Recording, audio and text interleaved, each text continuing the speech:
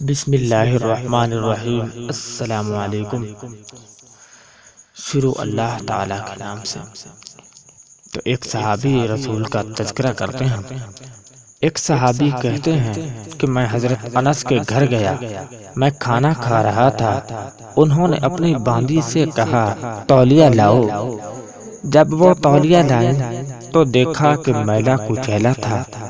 حضرت انس نے ان کو غصہ کی نظر سے دیکھا اور کہا کہ جاؤ اسے صاف کر کے لاؤ۔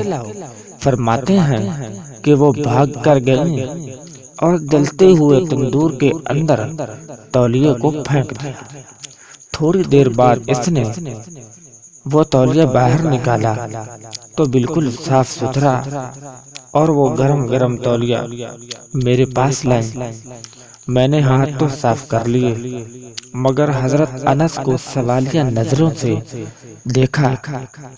وہ مسکرائے اور کہنے لگے کہ ایک مرتبہ نبی کریم صلی اللہ علیہ وآلہ وسلم میرے گھر دعوت پر تشریف لائے تھے تو میں نے یہ تولیہ محبوب صلی اللہ علیہ وسلم کو ہاتھ صاف کرنے کے لیے دیا تھا۔ جب سے آپ نے ہاتھ مبارک صاف کیے، آگ نے اس تولیہ کو آگ لگانا چھوڑ دیا ہے۔ جب تولیہ میلا ہو جاتا ہے تو ہم اسے تندور میں ڈال دیتے ہیں۔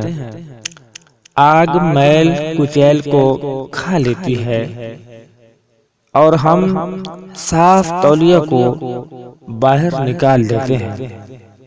سبحان اللہ، یہ شان ہے ہمارے پیارے نبی پاک صلی اللہ علیہ وسلم کہ اللہ تعالیٰ آپ کو اور ہمیں نبی پاک صلی اللہ علیہ وسلم کی سنتوں کے مطابق زندگی بسر کرنے کی توفیق دے۔